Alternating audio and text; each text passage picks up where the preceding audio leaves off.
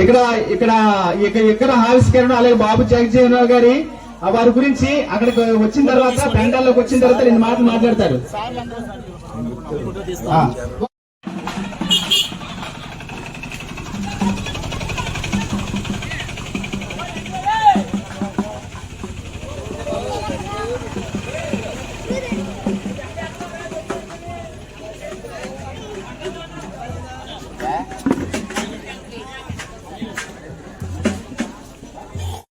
చప్పట్లు కొట్టండి, చప్పట్లు కొట్టండి.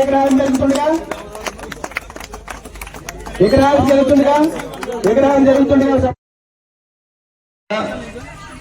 డాక్టర్ బాబు జగజ్జీవన్ రామ్ గారి 117వ జయంతి సందర్భంగా మన ఏలేశ్వరం మండలంలో ఉన్నటువంటి జడ్డింగ్ అన్నవరం గ్రామంలో అరుంధతి యోజన సంఘ సోదరులు మన జడ్డింగ్ అన్నవరం తెలుగుదేశం పార్టీ నాయకులు మందపాటి అల్కార్ రాజు గారి యొక్క ప్రార్థనలతో ఈ కార్యక్రమాన్ని ఎంత గొప్పగా నిర్వహించి ఈ కార్యక్రమానికి అతిథులుగా మండల పరిషత్ అధ్యక్షులు మిత్రులు బుజ్జయ్య గారిని, నన్ను, ఎక్స్జెడ్పీడీసీ పెద్దబాబు గారిని, బసా ప్రసాద్ గారు, అలానే మా తోటి ఎన్డీఏ నాయకులు ఏలేశ్వరం మండలం నుంచి వచ్చినటువంటి అందరినీ ఆహ్వానించి ఈ కార్యక్రమాన్ని ఇంత గొప్పగా జరుపుతున్నటువంటి యువజన సంఘం సభ్యులందరూ కూడా నమస్కారాలు తెలియజేసుకుంటూ, చిన్న సబ్మిషన్ దీనిలో మీరందరూ ఇక్కడికి రావడానికి కారణం కూడా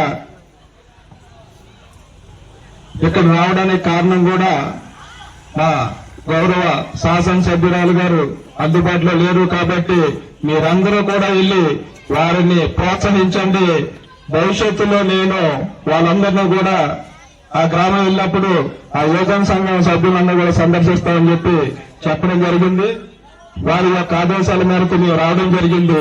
మరి ముఖ్యంగా మీ గ్రామ సర్పంచ్ సోదరులు కళ్యాణ్ గారికి ఈ కార్యక్రమంలో పాల్పంచుకున్నటువంటి జడ్డింగ్ అన్నవరం గ్రామ ప్రజలకు సోదరులందరూ కూడా నమస్కారాలు తెలియజేసుకుంటూ, పెద్దలు బాబు జగజ్జీవన్ రామ్ గారి గురించి చెప్పారు. ఆయన మీరు దళిత జాతిలో పుట్టారు కాబట్టి దళితులు ప్రేమించడం అనేది ఒక విషయం అయితే, ఆయన దళితులకు ఒక్కడికి మాత్రమే నాయకుడు కాదు, భారతదేశ అభివృద్ధికి పాటుపడినటువంటి మహామూర్తుల్లో బాబు జగజ్జీవన్ రామ్ గారు కూడా ఒక ఆయన. కారణం ఏంటంటే ఆయన ఎన్నో ముఖ్యమైన శాఖలు, విదేశాంగ శాఖ కానీ, కార్మిక శాఖ కానీ, ఉప ప్రధానిగా దేశానికి సేవలు అందించినటువంటి మహనీయుడు డాక్టర్ బాబు జగజ్జీవన్ రామ్ గారు. కాబట్టి వారిని ప్రతి సంవత్సరం భారతదేశంలో ఉన్నటువంటి మారుమూల గ్రామాల్లో కూడా ఆయన యొక్క జయంతి వర్ధంతి కార్యక్రమాల్ని ఘనంగా నిర్వహించుకుంటూ ఉంటాము.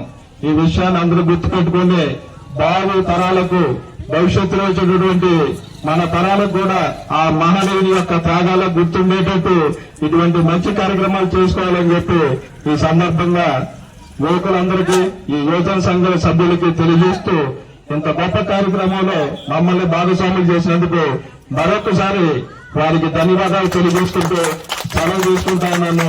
జై హింద్.